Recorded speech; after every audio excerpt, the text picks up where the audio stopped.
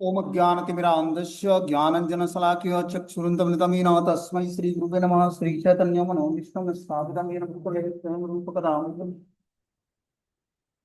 ददाति स्वपदान्तिकं वन्देऽहं श्रीगुरुः श्रीयुतकमलं श्रीगुरून् वैष्णवाचं श्रीरूपं साक्षातं सगण रघुनाथान्वितं तं सजीवं साद्वैतं सावधूतं परिजनसहितं कृष्णचैतन्यदेवं श्रीराधाकृष्णपादान् सगणललिता श्रीविशाखान्विताश्च नारायणं नमस्कृत्यं नरं चैव नरोत्तमं देवीं सरस्वतीं व्यासं ततो जयमुदीरये सुन्मतां स्वकथा कृष्ण पुण्यश्रवणकीर्तनं हृदयन्तस्तु हि भद्राणि विघ्नोतीश्वर सदां नष्टप्रायेषु भद्रेषु नित्यं भागवत सेव्या भगवती उत्तम श्लोके भक्तिर्भवति नैष्टिकी तदा रजस्तमो भावः कामलोभादेशे चेत एतेन रावृद्धं स्थितसत्त्वे प्रसृजति एवं प्रसन्नमनसो भगवद्भक्ति योगतः भगवतत्त्वविज्ञान मुक्तसङ्गस्य जायते विद्यन्ते हृदयं ग्रन्थि छिद्यन्ते सर्वसंशयं क्षीयन्ते चास्य कर्माणि दृष्ट्वा एव आत्मनीश्वरे धर्मा प्रोजितो कैटको अनत्रो परमो निर्मत्सराणां सतां विद्यं वास्त्रमत्र वस्तु शिवतं ताप्त्रयनुर्णं श्रीमद्भागवतं प्रमाण अम्लं प्रेमोपमार्थो महान् श्रीचैतन्य महाप्रभुमद्वितं तत्रादरो न प्रः कृष्णाय वासुदेवाय हरे परमात्मने प्रणतक्लेशनाशाय गोविन्दाय नमो नमः।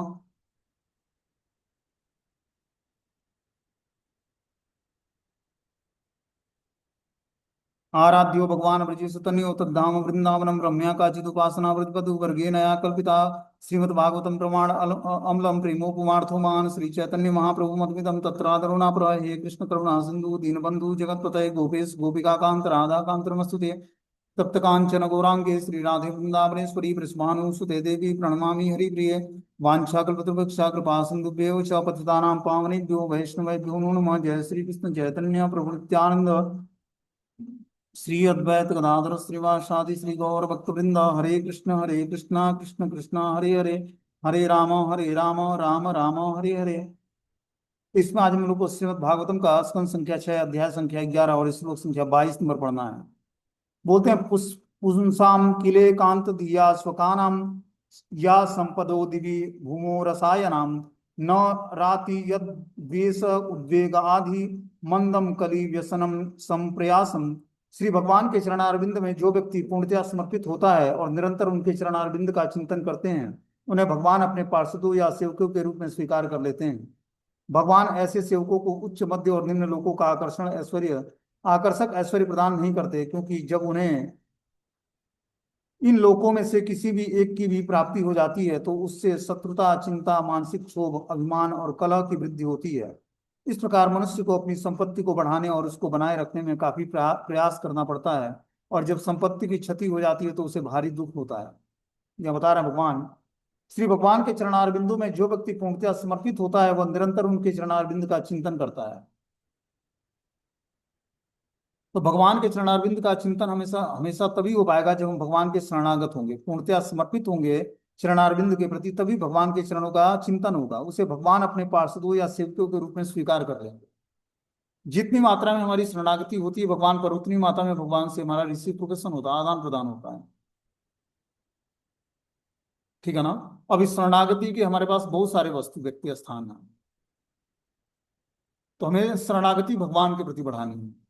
वो कैसे बढ़ेगा? जब हम अन्य लोगों से अपने रिलेशनशिप को जो है उतना ही मेंटेन करेंगे जितनी आवश्यकता है। भक्तिमय जीवन में जो व्यक्ति भक्तिमय जीवन को स्वीकार किया है उसको दोनों आनंद लेने का प्रयास नहीं करना चाहिए। भौतिक आनंद भी मिलता रहे और आध्यात्मिक आनंद भी मिलता रहे। दो नाव पर सवार होकर जब व्यक्ति चलेगा तो वो आध्यात्मिक जीवन को समझ नहीं पाएगा और वो पुंजर स्नान की तरह हो जाएगा। जिस तरह हाथी क्या करता है, गंगा में जाता है, स्नान करता है और बाहर निकलता है तो अपने सूंड में धूल धूल भरता है और फिर क्या करता है, अपने शरीर पर फेंक लेता है।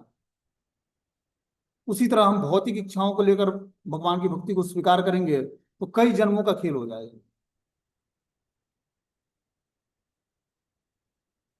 हमारे कर्मों के हिसाब से हमें सब कुछ मिला है, माता पिता, भाई बहन, दोस्त मित्र, सबकी सेवा तो करनी है, लेकिन भगवान की भक्ति को कैसे ठीक से मेंटेन करना है वो हमें जानना पड़ेगा। जब तक हमारे अंदर स्मार्टनेस नहीं आएगी भक्ति को लेकर, तब तक जो है हम भक्ति को जान नहीं पाएंगे, अच्छे तरीके से भगवान को जान नहीं पाएंगे, भक्ति को समझ नहीं पाएंगे और भक्ति कर नहीं पाएंगे। ये स्मार्टनेस कब आएगी? जब हम अच्छे तरीके से भगवान का भजन करेंगे। बिना नाम जप किए हुए हमारी भौतिक आसक्तियां समाप्त नहीं होंगी, और बिना भौतिक आसक्ति के समाप्त हुए हमारे कर्म बंधन समाप्त नहीं होंगे, और बिना कर्म बंधन समाप्त हुए नहीं हमारा निष्ठा का लेवल आएगा नहीं, और हम भगवान की भक्ति में दृढ़ होंगे नहीं। और इस तरह भगवान की भक्ति होती नहीं है। या तो हम भौतिक रिलेशनशिप को मेंटेन करें या आध्यात्मिक रिलेशनशिप को मेंटेन करें, दो में से एक करना पड़ेगा। अब क्वेश्चन उठता है कि भौतिक रिलेशनशिप को तो मेंटेन करना एक पारिवारिक जीवन में रहने वाले सदस्य के लिए बहुत ही आवश्यक है, तो उस केस में क्या करना चाहिए हमें? उस केस में ये करना चाहिए कि देखो, माता पिता भाई बहन दोस्त मित्र चाहे जो भी परिवार के सदस्य हैं, और बहुत सारे क्रियाकलाप होते हैं, बहुत सारे संस्कार होते हैं, उसमें हमें जाना पड़ता है। तो अब हम हमें फॉर्मेलिटी के लिए जाना है, मैक्सिमम 2 से 3 दिन, तब जाकर हम आध्यात्मिक जीवन को समझ पाएंगे। नहीं तो इसी चक्कर में जो है हम 1.5 महीने 2 महीने जाकर रिलेशनशिप में अपना गुजारेंगे, तो क्या होगा कि धीरे धीरे आध्यात्मिक जीवन में डल पड़ जाएंगे, और लंबे समय तक जीवन हमारा आध्यात्मिक जीवन जो है हम उसको स्वीकार नहीं कर पाएंगे। जब तक हम असत संग का त्याग नहीं करेंगे, अनुकूल से संकल्पम और प्रतिकूल से वर्जनम नहीं करेंगे, तब तक जो है हम आध्यात्मिक जीवन में प्रोग्रेस नहीं कर पाएंगे। और ये आवश्यक है कि हम जाने कि कैसे लोगों का संग हमें करना है। डिवोटीज में भी बहुत सारे भक्त लोग होते हैं, बहुत सारे डिवोटीज होते हैं, उनमें एसोसिएशन कैसे करना है, वैसे ही हमारी चेतना पर रंग चढ़ेगा। हमारी हर एक एक्टिविटी बहुत इंपॉर्टेंट है, हम किससे बात करते हैं, किससे मिलते जुलते हैं, किससे किसके साथ बैठकर भोजन कर सकते हैं, किसके साथ तीर्थ यात्रा करते हैं, ये सब बहुत ही इंपॉर्टेंट है हमारी चेतना को प्रभावित करने के लिए। इस तरह से एक जीवन नहीं, करोड़ों जन्म बीत जाएगा भक्ति करते हुए, माला फेरते हुए, कुछ फर्क नहीं पड़ना है। इसीलिए रूप गोस्वामी ने बोला है कि पहले हमें गुरु पादाश्रय, और सेकेंडरी है कि असत संग का त्याग, अनुकूल से संकल्पम प्रतिकूल से वर्जनम, तब जाकर हमारा विश्वास होगा, रक्षिति इति विश्वास हो कि कृष्ण हमारी हर परिस्थिति में रक्षा करेंगे। पारिवारिक जीवन का मतलब ये नहीं कि भगवान ने हमें एक लाइसेंस दे दिया है कि हम अपने आवश्यकताओं अनुसार बिना किसी के गाइडेंस स्वीकार किए और भक्ति में जीवन को ऑपरेट करें और स्वतंत्र रूप से भक्ति करें। ये भक्ति नहीं है। अर्जुन गृहस्थ आश्रम में था, उसकी 2 पत्नियां थीं, उसके बाद भी उसको भगवान को गुरु के रूप में स्वीकार करना पड़ा। तब जाकर वो शुद्ध भक्ति को जानकर और भगवान को तत्व से जान पाया, और भगवान ने उसको अपना विराट रूप दिखाकर और उसको मनवाया कि मैं ही कृष्ण संपूर्ण सृष्टि का निर्माण करता, संहार करता और पालन करता हूं। तो यूं ही भगवान को तत्व से व्यक्ति नहीं समझ पाएगा। पारिवारिक जीवन का मतलब ये नहीं कि लाइसेंस मिल गया, भोग करने की सुविधा मिल गई। पारिवारिक जीवन का मतलब हो गया कि बस अपने अंदर जो कुछ वासनाएं हैं, उस वासनाओं को पूर्ति करके और जल्दी उस पारिवारिक जीवन से छुटकारा प्राप्त करके और आध्यात्मिक जीवन में प्रोग्रेस करने के लिए स्त्री शरीर हो या पुरुष शरीर, यह बाधित नहीं है। ये तो एक ऊपर से कवर मिल गया है। उस शरीर पर कोई कुर्ता पहनता है, कोई शर्ट पहन लेता है। तो हमें इसको समझना पड़ेगा, तभी हम आध्यात्मिक जीवन में प्रोग्रेस कर पाएंगे। जब तक हम रिस्पॉन्सिबिलिटियों को, जिम्मेदारियों को, रिलेशनशिप को अपने जबरदस्ती हम इससे छुटकारा प्राप्त करने का प्रयास नहीं करेंगे, तब तक ये रिलेशनशिप समाप्त होने वाला नहीं। और हमारा जब तक भौतिक रिलेशनशिप बना रहेगा, तब तक हम आध्यात्मिक रिलेशनशिप को समझ नहीं पाएंगे, कृष्ण से अपने संबंध को, भगवान के भक्तों से अपने संबंध को जागृत नहीं कर पाएंगे। हर व्यक्ति का उम्र जो है 35 वर्ष से ऊपर हो गया, अब उसका मतलब है कि उसको 15 साल जीवन के डिटैचमेंट में लगेगा, जिससे वो अपने पाप कर्मों से छुटकारा प्राप्त करके और आध्यात्मिक जीवन को समझे। ये क्लास का उद्देश्य क्या है, श्रीमद् भागवतम पढ़ाने का, पढ़ने का, सुनने का उद्देश्य क्या है? डिटैचमेंट, भौतिक आसक्तियों को समाप्त करना। किसी के बिना किसी का काम नहीं रुकेगा, ठीक है ना? और जो हम नहीं भी कहीं अपने रिलेटिव रिलेटिव में जाएंगे तो उनका काम रुकने वाला नहीं है, हमारा काम बिगड़ जाना है। तो हमें अपने काम को बनाना है। किस लिए मनुष्य जीवन मिला है? कोई किसी का है नहीं। भाई बहन दोस्त मित्र परिवार के सदस्य जो हैं, सब एक दूसरे को बस क्या है, एक दूसरे को के साथ अपने वासनाओं को तृप्त करके प्रसन्न होना चाहते हैं, और प्रसन्नता किसी को नहीं मिलनी।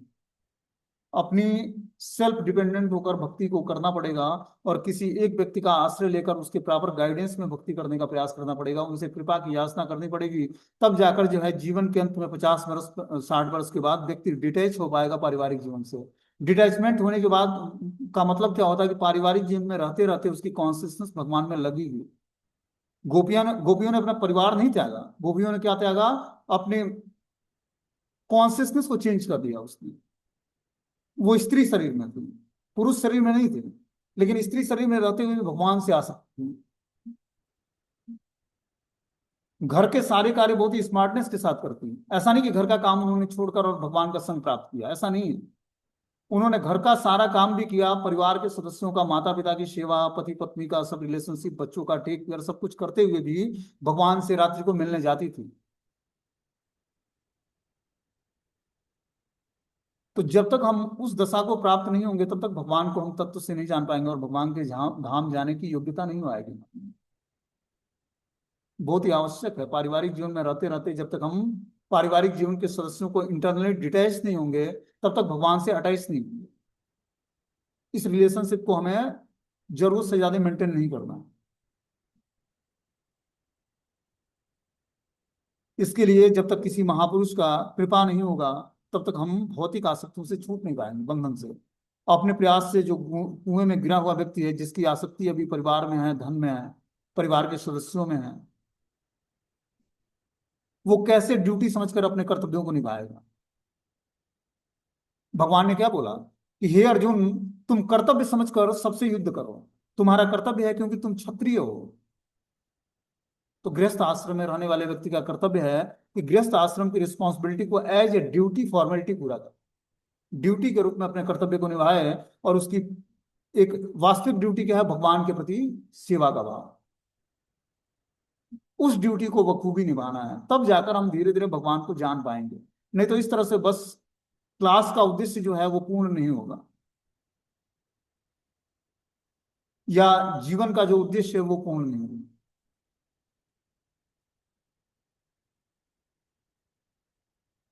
साधु संग, भजन क्रिया, अनर्थ निवृत्ति, निष्ठा, रुचि, आसक्ति, भाव और प्रेम, 9th स्टेज को प्राप्त प्राप्त करना है। और यहां भी हमने साधु संग ही प्राप्त नहीं किया, श्रद्धा ही डेवलप नहीं हुई शास्त्र पर, गुरु पर, गुरु के वाक्यों पर, शास्त्रों पर, भगवान के श्री विग्रहों पर, भगवान पर। तो अनर्थ निवृत्ति कहाँ होगी? कई जीवन तो अनर्थ निवृत्ति में लग जाएगा, तब जाकर कहीं निष्ठा का लेवल आएगा, तब जाकर कहीं आसक्ति, रुचि और भाव और प्रेम तो बहुत दूर की बात। वो कहाँ और जाना कहाँ है, ये भी तो ध्यान दो ना फिर। और जो आध्यात्मिक जीवन में वास्तव में प्रोग्रेस करना है, आध्यात्मिक जीवन स्वीकार किया है, भगवान की कृपा हुई है थोड़ी बहुत, कुछ स्वीकृति जगी है, तो उस स्वीकृति को संभालोगे नहीं तो इसीलिए आध्यात्मिक जीवन में गृहस्थों का कल्याण नहीं होता। बहुत लंबे समय तक भजन हो जाता है, 25 वर्ष 30 वर्ष दीक्षा लेने के बाद भी कुछ सेहत पे फर्क नहीं पड़ता है। धीरे धीरे जो है वो कोई गाइडेंस देने वाला भी नहीं बचता है। जब वो 15 साल हो जाते हैं उनको लगता है सब कुछ सुन के सीख लिया हमने, अब कुछ जरूरत नहीं है सुनने की। यही दशा प्राप्त होती है। किस कारण से? आसक्तियों के कारण। उसको लगता है कि मैं परिवार से अगर जो आसक्ति अपना समाप्त कर लूंगा तो कैसे हमारा गृहस्थ जीवन, क्या गृहस्थ जीवन होगा। गृहस्थ जीवन का मतलब होता है, पहले तो हमें समझना पड़ेगा गृहस्थ का मतलब क्या होता है। गृहस्थ का मतलब होता है कि हमारे आकर्षण का केंद्र कृष्ण होने चाहिए, परिवार के सदस्य होने चाहिए। सॉरी, कृष्ण होने चाहिए, परिवार के सदस्य नहीं। और उनके लिए हमें प्रसन्नता के लिए हर कार्य करना है, अपनी एज ए ड्यूटी। तब आपको वो कर्मों के परिणामों से को न्यूट्रलाइज करेंगे। कृष्ण की इच्छा के बिना कोई भी गृहस्थ अपने बंधनकारी जीवन से छूट नहीं सकता है। या तो गुरु ऐसा मिले जो अल्टीमेटली कृपा करके हमारे बंधनों से छुटकारा दिला दे, या कृष्ण की कृपा होगी। आप जब दृढ़ता दिखाओगे, हे प्रभु हमारे लिए न तो न धनम न जन्म न सुंदरी कविता वा जगदीश काम है, मम जन्मनि जन्मनीश्वरे भवताद भक्ति हेतु की तो। हे प्रभु, हमें जन्म जन्मांतर आपकी आहित की अप्रतिहता भक्ति चाहिए, न हमें धन चाहिए, न जन चाहिए, न सुंदरी, न कविता, न ग्लोरिफिकेशन, न परिवार के सदस्य। तब जाकर दृढ़ता पूर्वक भजन होगा, और तब जाकर हम 15 साल 20 साल जब भजन करेंगे तब जाकर हमारे कर्मों को न्यूट्रलाइज करेंगे कृष्ण। इतना जल्दी ये नहीं कि सुनते और सब कर्म हमारे समाप्त हो जाएंगे, हम पारिवारिक जीवन से डिटैच, ऐसा नहीं होता है। बहुत ही दृढ़ रास्ता है, बहुत ही जटिल कर्म है हमारे। उस कर्म बंधनों से कोई व्यक्ति इतना जल्दी छुटकारा नहीं प्राप्त कर लेता है। पत्नी चली जाती है, पति चला जाता है, उसके बाद भी ऐसा घोर अटैचमेंट होता है जीवन में कि व्यक्ति उसको याद करते करते उसकी भी मृत्यु हो जाती है। वो भी उसी आग में चला जाता है जिस आग से निकला था। उसको शीतलता मिलती नहीं हृदय में कि वो भगवान का नाम जपेगा। कितना कठोर रास्ता है आध्यात्मिक रास्ता। तो इस रास्ते पर आकर, और खासकर मुझसे जुड़कर और जीवन से मजाक करना छोड़ दो। बहुत ही दृढ़ता पूर्वक आध्यात्मिक जीवन को स्वीकार करो, क्योंकि मैंने सब कुछ करके देख लिया है। कोई अपने साथ देने वाला नहीं है, और जीवन यूं ही बीतता जाएगा हमारा। बस अपनी ड्यूटी को बखूबी निभाते हुए पारिवारिक जीवन से डिटैच करो, अंतरंग रूप से छुटकारा प्राप्त करो उनसे। तभी जाकर जो है हम अपनी श्रद्धा को धीरे धीरे जो है भगवान में लगा पाएंगे, और हमारी श्रद्धा जो है, जो कोमल श्रद्धा है, वो दृढ़ श्रद्धा होकर प्रेम में कन्वर्ट होगी, भगवान से प्रेम होगा, भाव जागृत होगा भगवान की सेवा का। इस तरह से कभी जीवन में कृष्ण याद नहीं आएंगे और जीवन बीत जाएगा। इसलिए बहुत ही आवश्यक है, सत्यता का पालन करो हर परिस्थिति में, चाहे हमें कठोर दंड मिले या कोई प्रेम करे। हम सत्य बोलने से कभी डिगे ना, और क्या करें, आध्यात्मिक जीवन को बहुत ही इंपॉर्टेंस लें, उसका इंपॉर्टेंस दें, और उसको अच्छे तरीके से करने का प्रयास करें। तभी जाकर हम आध्यात्मिक जीवन में प्रोग्रेस कर पाएंगे। आगे इसमें बता रहे हैं कि जो है भगवान ऐसे सेवकों को उच्च मध्य और निम्न लोकों का आकर्षक ऐश्वर्य प्रदान नहीं करते, क्योंकि जब उन्हें इन लोकों में से किसी एक भी की भी प्राप्ति हो जाती है तो उसमें शत्रु, चिंता, मानसिक क्षोभ, अभिमान और कलह की वृद्धि होती है। इस प्रकार मनुष्य को अपनी संपत्ति को बढ़ाने और उसको बनाए रखने में काफी प्रयास करना पड़ता है। जब संपत्ति की क्षति हो जाती है तो उसे भारी दुख होता है। बोलते हैं, भगवत गीता में भगवान कहते हैं कि ये यथा माम प्रपद्यन्ते तांस तथैव भजाम्यहम् मम वर्तमान वर्तन्ते मनुष्या पार्थ सर्वश। जो जिस भाव से मेरी शरण में आता है उसी के अनुरूप मैं उसे फल प्रदान करता हूँ। देखो क्या बता रहे हैं भगवान, जो जिस भाव से भगवान का भजन करेगा वही सब कुछ भगवान उसको प्रदान करेंगे। हे पार्थ, प्रत्येक मनुष्य सब प्रकार से मेरे पद का अनुगमन करे। इंद्र तथा वृतासुर दोनों निश्चय ही भगवान के भक्त थे। यद्यपि इंद्र ने वृतासुर को मारने के लिए भगवान विष्णु का आदेश ले रखा था, वास्तव में वृतासुर के प्रति भगवान अत्यंत कृपालु थे, क्योंकि इंद्र के वज्र से वृतासुर के मारे जाने पर भी वह भगवान के धाम पहुंचेगा, जबकि विजयी इंद्र को सभी इसी संसार में सड़ना पड़ेगा। बता रहे हैं कि जो है, जो जिस भाव से मेरी शरण में आता है उसी उसी भाव उसी के अनुरूप उसको भगवान फल प्रदान करते हैं। बता रहे हैं, हे पार्थ, प्रत्येक मनुष्य सब प्रकार से मेरे पद का अनुगमन करे। जीवन का उद्देश्य क्या है? भगवान के पद का अनुगमन करना। हम क्या करते हैं, 10 दिन भक्ति करते हैं, फिर 11वें दिन से भोग अच्छा लगने लगता है, डर लगता है कि भोग छूट जाएगा तो जीवन कैसे जिएंगे, और इसी ऊपर नीचे में पूरा जीवन हमारा बीत जाएगा। भोग त्याग में लगा रहेगा, कभी हम त्याग करेंगे कभी भोग करेंगे, और इस तरह से पूरा जीवन हमारा समाप्त हो जाएगा और हाथ कुछ नहीं लगेगा। इसलिए बहुत ही गंभीरता लाओ भक्ति में, आध्यात्मिक जीवन को समझो कि किस उद्देश्य से भगवान ने हमें हम पर कृपा किया। जब तक इस जीवन में आध्यात्मिक चेतना जागृत नहीं करोगे, फिर से मनुष्य जीवन नहीं मिलना। समझ रहे बात को? इसीलिए जन्म जन्मांतर व्यक्ति डोलता रहता। 84 लाख योनियां बनी हैं, मनुष्य जीवन मिला, भक्ति करे, कुछ भक्ति करके भोग किया, स्वर्ग चले जाओ, फिर वहां से पतन होगा, स्वीकृति क्षीण होने के बाद फिर से किसी नारकी जीवन में ढकेल दिया जाओ। ये भगवान उसके लिए बोलते हैं कि मैं उसको 3 जन्म देकर और उसको ब्राह्मण या वैश्य परिवार में जाए, जब उसकी आध्यात्मिक चेतना जागृत हो जाएगी तब भगवान ऐसा करेंगे कि उसने भगवान के लिए थोड़ी सी सेवा कर दी, अपनी आध्यात्मिक चेतना को जागृत कर दिया। और इस तरह से आध्यात्मिक चेतना जागृत नहीं होती है। आध्यात्मिक चेतना जागृत होने के लिए तपस्या करनी पड़ती है, पवित्रता का पालन करना पड़ता है, असत्संग का त्याग करना पड़ता है, कनिष्ठ भक्तों का संग त्याग करके उन पर अनुग्रह करना होता है, तब जाकर भगवान की कृपा होती है। यूं ही किसी जीवात्मा पर भगवान की कृपा नहीं होती। करोड़ों जन्म बीत जाएंगे और कुछ नहीं होने वाला। बहुत ही कठोर वचन है, लेकिन है बहुत सत्य। कोई व्यक्ति अपना गृहस्थ जीवन त्याग करके संन्यास ले लेता है, सफेद वस्त्र त्याग करके केसरिया वस्त्र पहन लेता है, उससे भगवान की भक्ति से कुछ लेना देना नहीं। मैं क्लियर बता रहा हूं, जब तक हार्ट का ट्रांसफॉर्मेशन नहीं, जब तक हृदय परिवर्तन नहीं होगा। इसलिए भगवान ने एक फैसिलिटी दी है पारिवारिक जीवन में रहने वाले लोगों को कि अपने भोग की सारी इच्छाओं को समाप्त करो इसी जीवन में।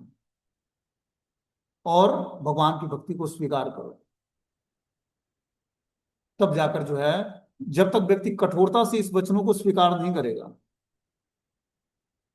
तब तक वो आध्यात्मिक जीवन में प्रोग्रेस नहीं करेगा। बोलते हैं कि इंद्र के वज्र से वृतासुर के मारे जाने पर वो भगवान के धाम पहुंचेगा, जबकि विजयी इंद्र को इसी संसार में सड़ना पड़ेगा। क्योंकि दोनों भगवान के भक्त हैं, तो भगवान ने उनकी इच्छा अनुसार उन्हें वरदान दिया। भगवान हमारी इच्छाओं को तृप्त करते हैं। भगवान का एक ही कार्य है, भक्तों की सेवा। जिस तरह भक्त भगवान की सेवा करना चाहता है, उसी तरह भगवान भी भक्त की सेवा करना चाहता है। उसकी संपूर्ण इच्छाओं को तृप्त कर देते हैं भगवान। जब तक हमारी इच्छाएं शुद्ध नहीं होंगी, तब तक चांस भूल जाओ कि अगला जीवन भी भगवान के भक्त बनेंगे हम, किसी भक्त के घर में जन्म मिलेगा। नहीं, भगवान उनके लिए बोले हैं, एक शर्त रखे हैं कि प्रभु जी और माता जी, आप आध्यात्मिक चेतना डेवलप कर लीजिए इस जीवन में, और तब मैं आपके कर्मों को समाप्त करूंगा। हो सकता है एक जीवन न कर्म समाप्त हो, दोबारा मैं मनुष्य जीवन दूंगा आपको, किसी ब्राह्मण और वैश्य परिवार में। ये भगवान ने शर्त रखी है। ये शर्त नहीं रखा कि चलो कुछ भक्ति करके तो स्वर्ग चले जाओगे, वहां से फिर टपक जाओगे। जब बारिश होगी, छिन्ने पुण्य मृत लोकम विशंति, क्षीण पुण्य हुआ तो मृत लोक में फिर से आ गया। आसक्ति बस उसी घर में कुत्ते बन के आ गए, भूख रहे हैं, दरवाजे पे बैठे हैं, घर के सदस्य उसको चार लात मार के और गेट के बाहर करते हैं, फिर भाग आता है उसी घर में, आसक्ति के कारण। तो सुधरना पड़ेगा, जीवन की सत्यता को जानना पड़ेगा कि अपना कोई नहीं है, बस कृष्ण ही अपने मात्र एक जीवन के वास्तविक मित्र, वास्तविक पति, वास्तविक पिता और वास्तविक पुत्र हैं। ये स्वीकार करके तीव्रता से भक्ति करेंगे, तब जाकर जो हम धीरे धीरे धीरे धीरे जो है जीवन के अंत में डिटैच हो पाएंगे। बहुत सही समय पर भक्ति मिल गई है। अब ये समझो कि 25 वर्ष 30 वर्ष की अवस्था में अगर जो व्यक्ति भक्ति प्राप्त कर लेता है, तो उसके पास कम से कम 40 वर्ष तक टाइम है कि वो पारिवारिक जीवन से डिटैच होकर और अपने मन बुद्धि को भगवान में एकाग्र कर पाए। लेकिन उसमें भी भगवान के साथ खिलवाड़ करेगा तो भगवान क्या है, छलियों के लिए तो भगवान महाछली हैं। कृष्ण का नाम लेकर पुकारते हो, उनको बुलाते हो अपने जीवन में, वो इंटरफेयर शुरू करते हैं, पापों को नष्ट करना चाहते हैं। आप उनसे विमुख होकर फिर से उसी भौतिक संसार में, गंदे नाली का कीड़ा गंदे नाली में चला गया। क्या हुआ? फिर भगवान कृपा नहीं करते हैं उस जीवात्मा पर। या तो कृपा करेंगे तो सब कुछ छीन लेंगे, और या तो कृपा करेंगे नहीं, और इस तरह से भगवान की भक्ति होती नहीं। बहुत ही कठोर रास्ता है, इसको जो सहज बताता है वो मूर्ख है। आध्यात्मिक जीवन सहज नहीं है, ऐसा कठोर रास्ता कुछ है नहीं। जहां पर त्याग और तपस्या के साथ साथ मन बुद्धि को एकाग्र करके और समस्त आसक्तियों को त्यागना पड़ेगा, तब जाकर भगवान की कृपा होगी। कृष्ण कृपा इतनी जल्दी नहीं करती, और बिना कृष्ण की कृपा के कोई भी आध्यात्मिक जीवन में प्रोग्रेस नहीं कर सकता। गुरु क्या करेंगे? समझा देंगे, पढ़ा देंगे, दीक्षा दे देंगे, उस रास्ते को दिखा देंगे। चलना अपने को पड़ेगा, कृष्ण की कृपा को अपने को आकर्षित करना पड़ेगा, अपने हृदय में बैठे परमात्मा को जागृत करके उनकी आवाज को सुनने का प्रयास करना पड़ेगा। ये जीवन उनको समर्पित करना पड़ेगा परमात्मा को, जो हृदय में बैठे स्वयं भगवान कृष्ण ही परमात्मा के रूप में निवास करते हैं। तब जीवात्मा का कल्याण और मंगल होगा। अपने जीवन के साथ व्यक्ति मजाक करेगा तो भगवान उसको मजाकिया बना। इसलिए जीवन बहुत ही सीरियस है, इसके साथ मजाक नहीं, खिलवाड़ नहीं। गंभीरता से शास्त्रों को पढ़ो, शास्त्रों को सुनो, हरि नाम का जप करो, भगवान की तदीय वस्तु की सेवा करो, तपस्याएं करो, एकादशी व्रत, रामनवमी, जन्माष्टमी, इन सब व्रतों को अच्छे तरीके से पालन करो। गुरु वैष्णव आचार्यों की तिथियों पर, जन्म आविर्भाव और तिरोभाव तिथि पर अच्छे तरीके से पालन करके उस आचार्य के बारे में सुनने का प्रयास करो, उसके जीवन की कुछ शिक्षाओं को अपने जीवन में धारण करने का प्रयास करो। तब जाकर अपना जीवन और कल्याणमय और मंगलमय होगा। जाना कहाँ है और भटक कहाँ रहे हो? माता पिता भाई बहन दोस्त मित्र में फंसे रहोगे तो आचार्यों की जीवनी सुनने में अच्छा कैसे लगेगा? कैसे जान पाओगे कि वो भगवान की लीलाओं में किस स्वरूप में है और किस परंपरा से हम जुड़कर कितने सौभाग्य मिला अपने को। उस सौभाग्य का बेनिफिट हम लोग उठा पा रहे हैं? नहीं उठा रहे हैं। तो हमें समझना पड़ेगा, तब जाकर जीवन सार्थक होगा। बता रहे हैं यदि कोई धनी हो जाता है तो उसके मित्र या परिजन उससे ईर्ष्या करने लगते हैं। अतः एकांत भक्तों को श्री कृष्ण भौतिक संपदा प्रदान नहीं करते। कभी कभी भक्त का को उपदेश कार्य के लिए कुछ धन की आवश्यकता होती है, किंतु प्रचारक की संपत्ति कर्मी के समान नहीं होती। कर्मी का धन कर्म के फल स्वरूप प्राप्त हो किया जाता है, किंतु भक्तों के धन की श्री भगवान द्वारा व्यवस्था की जाती है, जिससे वे भक्ति के कार्य कर सकें। चूंकि भक्त भगवान की सेवा के अतिरिक्त अन्य किसी कार्य के लिए भौतिक धन का प्रयोग नहीं करता, अतः भक्त के धन की तुलना कर्मी के धन से नहीं की जा सकती है। तो भगवान भक्तों को भी धन प्रदान करते हैं और कर्मियों को भी धन प्रदान करते हैं। भक्तों का जो जो धन होता है वो भगवान की सेवा के लिए होता है। इस भौतिक संसार में व्यक्ति को जो भी भगवान के द्वारा फैसिलिटी मिलती है, धन की, जन की, और भी जो भौतिक संपदा मिली हुई है, शुद्ध हवा मिल रहा है, शुद्ध जल मिल रहा है, इलेक्ट्रिसिटी मिल रही है, पानी मिल रहा है, सब कुछ जो भी है भगवान के द्वारा, उस वस्तुओं को ऐसे यूज करना है कि जितनी आवश्यकता है, जितनी आवश्यकता है धन को। अब ऐसा नहीं कि व्यक्ति के पास धन है तो वो यूं ही लुटाता चले। उसको बहुत सोच समझ के क्या करना चाहिए, यूटिलाइज करना चाहिए। ये धन जो है कृष्ण का है, कृष्ण की सेवा में लगानी है। एक पैसा भी अनर्गल फेंकना नहीं है। ये धन क्या है? भगवान के द्वारा दिया हुआ। जिस भक्त को आवश्यकता है धन की उसको हम डोनेट करें। अपने पास शारीरिक शक्ति है, उसको तपस्याओं में लगाएं। शारीरिक शक्ति से किसी वैष्णव की सेवा कर दें। जो भी हमारे पास भगवान ने फैसिलिटी दी है, बता रहे हैं कि जो है, एक कर्मी के पास भी धन होता है, एक भगवान के भक्तों के पास भी धन होता है। लेकिन भगवान के भक्तों को एक पैसे भी कहीं अनर्गल देना नहीं है। उसको जरूर जाकर, अगर जो किसी भी कार्य में जाता है, वहां पर डिस्काउंट कराना है तो कराना है, और जो रेट फिक्स हो गया उस रेट को हमें चुकाना है।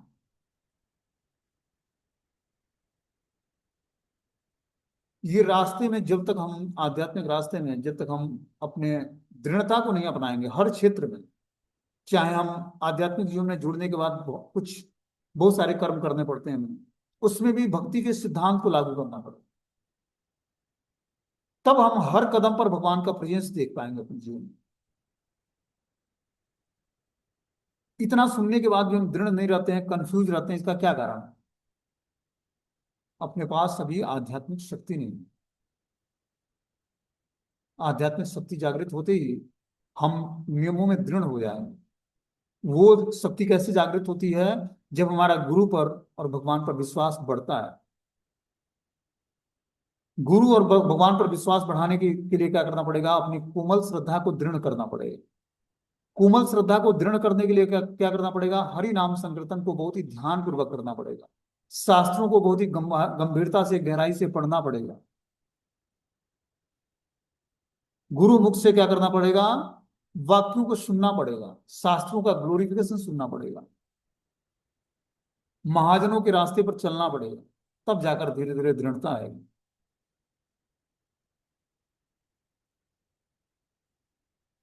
नहीं तो खाते सोते हंसते खेलते जीवन निकल जाएगा और जीवन का उद्देश्य पता नहीं लगेगा। बोलते हैं कि आगे, त्रैवर्गिकाया सवि घात मतस्य पति विद्यते पुरुषस्य सक्रम तत्तो अनुमेय भगवत प्रसादो यो दुर्लभो अकिंचन गोचरो अन्य। हमारे भगवान अपने भक्तों को धर्म अर्थ काम के लिए वृथा प्रयास करने के लिए के प्रति वर्जित करते हैं। जो क्या बता रहा है कि हमारे भगवान अपने भक्तों को धर्म अर्थ काम के लिए वृथा प्रयास करने के लिए वर्जित करते हैं। भगवान नहीं चाहते कि हमारे भक्त लोग जो है धर्म अर्थ और काम, तीन चीजों को तृप्त करने के लिए वृथा प्रयास करें। धर्म क्या है? पारिवारिक जीवन में रहने वाले व्यक्ति के लिए धर्म क्या है कि वो अपने माता पिता, भाई बहन, दोस्त मित्र की सेवा तो करता है, लेकिन अटैचमेंट नहीं होना। उसका एक आध्यात्मिक धर्म क्या है? धर्मम तो साक्षात भगवत प्रणीतम। धर्म क्या है? जो साक्षात भगवान ने ज्ञान दिया है, भगवत गीता, उस हिसाब से जीवन को जीना है। ये ज्ञान भगवत गीता का सन्यासी के लिए नहीं है, वो ज्ञान गृहस्थों के लिए है, जो पारिवारिक जीवन में रहने वाले लोग हैं। वो कैसे मन बुद्धि को एकाग्र करें, कैसे कर्म कांड को छोड़कर कर्मयोग का पालन करें, कैसे कृष्ण भावना भावित कर्म करें, कैसे वो संन्यास ग्रहण करें। संन्यास ग्रहण करने का मतलब सेफ्रॉन वस्त्र पहनकर डंडा धारण करना नहीं है। संन्यास का मतलब है कि मन बुद्धि से भौतिक आसक्तियों की तृप्ति को छोड़कर और पूर्ण रूपेण मन वचन और कर्म से भगवान को समर्पित होना ही संन्यास है। ये गृहस्थ आश्रम के भक्त लोग भी कर सकते हैं। सन्यासी तो मन वचन कर्म से भगवान को समर्पित है वो, तभी तो उसने संन्यास धारण किया। भगवान ने उसको योग्यता प्रदान की है, उसको स्वीकृति प्रदान की है। लेकिन गृहस्थों के पास ये स्वीकृति नहीं है। स्वीकृति जागृत करने के लिए पहले से लेकर 17वें अध्याय तक भगवान ने गीता का ज्ञान दिया कि डिटैच कैसे होना है, 18वां अध्याय। इसलिए उसको तात्पर्य को पढ़ो, ध्यान पूर्वक समझने का प्रयास करो। भगवत गीता के 2 श्लोकों को रोज पढ़ें तात्पर्य के साथ, और उसके बाद सोएं, उसको मनन करते हुए सो जाएं कि इसको कैसे अपने जीवन में धारण करना है। कुछ उस पर क्वेश्चंस बनते हैं तो पूछने का प्रयास करें। जब तक ये एक्टिविटी सब नहीं करेंगे, टाइम पास कर रहे हो आध्यात्मिक जीवन में, हम भी आप भी, कुछ सेहत पे फर्क नहीं पड़ता। जीवन चलता जाएगा, ऐसे अनेकों एकादशी बीत जाएगी, ऐसे अनेकों जो है भक्तों का संग मिलेगा, मंदिर दर्शन मिलेगा, सब कुछ मिलेगा, धाम यात्रा मिलेगी, सेहत पे कुछ फर्क नहीं पड़ेगा, चेतना का परिवर्तन नहीं होगा।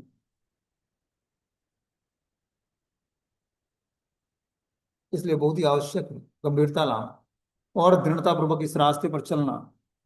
अनुकूल से संकल्पम, अनुकूल चीजों को संकल्प पूर्वक स्वीकार करना, प्रतिकूल चीजों का अनुकूल संकल्प के साथ वर्जित करना कि अब नहीं भोगना है। बोलते हैं भगवान अपने भक्तों को धर्म अर्थ काम के लिए वृथा प्रयास करने के लिए वर्जित करते हैं। हे इंद्र, इससे यह अनुमान लगाया जा सकता है कि भगवान कितने दयालु हैं। ऐसी कृपा केवल शुद्ध भक्तों को प्राप्त होती है, भौतिक लाभ चाहने वाले व्यक्ति को नहीं। देखो, बता रहे हैं कि और जो हम भौतिक लाभ चाहने वाले व्यक्ति हैं, तो हम पर भगवान की कृपा नहीं होगी कि हम शुद्ध भक्ति को प्राप्त कर पाएंगे। और तब तक हम धर्म अर्थ काम जो वृथा ही प्रयास करना वर्जित बता रहे हैं भगवान, से छुटकारा प्राप्त नहीं करेंगे। मानव जीवन का 4 उद्देश्य है, धर्म अर्थ काम और मोक्ष। सभी मनुष्य सामान्यतः प्रथम 3 की कामना करते हैं, किंतु भक्त को इस जीवन तथा अगले जीवन में श्री भगवान की सेवा करने के अतिरिक्त कोई भी इच्छा नहीं रहती। क्या बता रहे हैं कि भक्त को इस जीवन में और अगले जीवन में भगवान की सेवा के अलावा और कोई इच्छा नहीं होती है। शुद्ध भक्तों पर भगवान की विशिष्ट कृपा।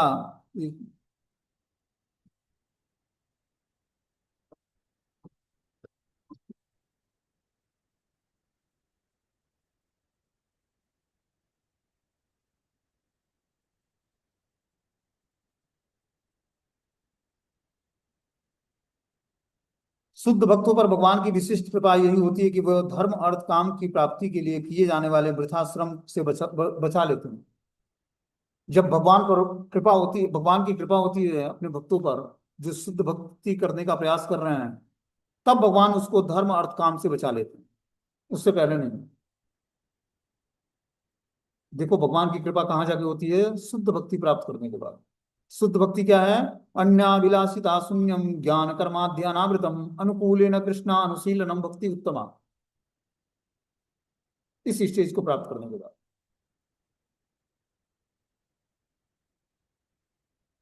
देखो, नाम जप करने के साथ साथ, भगवत कथा सुनने के साथ साथ, भगवत साहित्य ग्रंथ पढ़ने के साथ साथ, जब तक हम ईर्ष्या द्वेष अनर्थ जो भी हमारे हृदय में है, काम क्रोध लोभ मद मात्सर्य ईर्ष्या द्वेष, इस वासनाओं से हम हटेंगे नहीं, अपने अंदर चित्त में सरलता नहीं लाएंगे, कपटता से दूर नहीं होंगे, गलती करना, धोखा देना, अपूर्ण इंद्रियां और मोहग्रस्त होना, इन 4 दुर्वासनाओं से छुटकारा प्राप्त नहीं करेंगे, तब तक हम मुक्त जीवात्मा नहीं बने। मुक्त जीवात्मा बने बिना अपने प्रेयर्स भगवान को ऑफरिंग होते नहीं, और जब तक हमारे प्रेयर्स भगवान को ऑफरिंग होंगे नहीं, तब तक हम आध्यात्मिक जीवन में प्रोग्रेस करेंगे नहीं।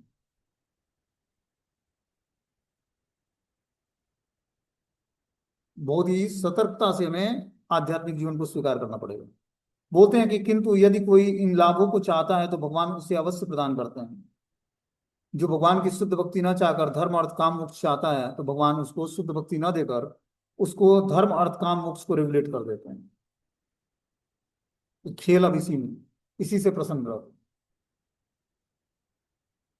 और आगे बता रहे हैं कि जो है शुद्ध भक्त होने के कारण, यहाँ पर उदाहरणार्थ इंद्र भक्त होकर भी भौतिक बंधन से उद्धार पाने का इच्छुक नहीं था।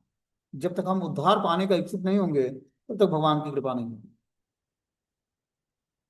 एक तरफ इंद्र है, दूसरी तरफ वृतासुर है। बता रहे हैं कि इंद्र जो है भौतिक बंधनों से उद्धार पाने का इच्छुक नहीं था, उल्टे वह इंद्रिय तृप्ति तथा स्वर्ग लोक में उच्च स्तरीय भौतिक सुख के लिए भगवान से प्रेयर कर रहा था। कि वृतासुर ने हमारे स्वर्ग के पद को छीन लिया है और अपने कस्टडी में कर लिया है। इंद्र को भगवान ने फैसिलिटी दी थी कि तू अब उस स्वर्ग के भोग को त्याग करके मेरी भक्ति को स्वीकार कर। लेकिन फिर वही क्या बताया हमने, एक हाथी जब स्नान करता है गंगा जल से, शरीर को धोता है और फिर बाहर निकलते ही धूल के ओसों में भरता है और फिर से शरीर पर डाल देता है। तो इंद्र भी भगवान से प्रेयर किया, भगवान उसके प्रेयर से प्रसन्न हुए और क्या मांगा कि प्रभु हमें स्वर्ग का फिर से राज्य दे दीजिए। वृतासुर ने हम पर आक्रमण करके हमारे राज्य को छीन लिया। और भगवान ने क्या किया, बताया कि हे इंद्र तुम वृतासुर का वध करो। ये वृतासुर पर भगवान ने अनुग्रह किया कि वृतासुर जो है दधीची की हड्डियों से बने अस्त्र से वृतासुर का वध इंद्र करेगा और वृतासुर को भगवान का धाम प्राप्त होगा। तो अनुग्रह किस पर किया, भगवान ने वृतासुर पर। किंतु शुद्ध भक्त होने के कारण वृतासुर ने केवल भगवान की सेवा करने की इच्छा की। अतः भगवान ने इंद्र द्वारा उसके शारीरिक बंधन को विनष्ट कराकर अपने धाम पहुंचने की व्यवस्था कर दी। भगवान ने इंद्र के द्वारा वृतासुर के शारीरिक पापों को नष्ट करने के लिए भगवान ने इंद्र को हायर कर दिया वृतासुर पर। इंद्र भी भगवान का भक्त है लेकिन भौतिक आकांक्षा रखता है। वृतासुर ने इंद्र से प्रार्थना की कि जितना जल्दी हो सके वह अपना वज्र चलाए, जिससे इंद्र तथा वह दोनों ही भक्ति की दिशा में अपनी अपनी प्रगति के अनुसार लाभ उठा सकें। वृतासुर चाहता था कि इंद्र उस वज्र से मारे। जैसे ही दधीची की हड्डी से बना वज्र से उसके शरीर को टच करेगा वैसे उसको आध्यात्मिक स्वरूप मिल जाएगा। क्योंकि दधीची जो महर्षि थे उन्होंने महान तपस्या करके अपने शरीर को सिद्ध किया था, आध्यात्मिक कर दिया। और ये परम भगवान की इच्छा थी, इसीलिए दधीची ऋषि ने अपना शरीर त्याग कर दिया। बोला इंद्र आप ले जाकर हमारे अस्थियों को वज्र बनाइए, तो वृतासुर का वध करके आप इंद्र जो है स्वर्ग का राज्य प्राप्त करिए और भोग करिए। भगवान के भक्त भी सपोर्ट तभी करेंगे जब आप एकाग्र होंगे, आप अपने मन को लगाओगे भगवान में। अपने ऊपर कृपा जीवात्मा को खुद करनी पड़ेगी, दूसरा कोई कृपा नहीं करता है संसार में।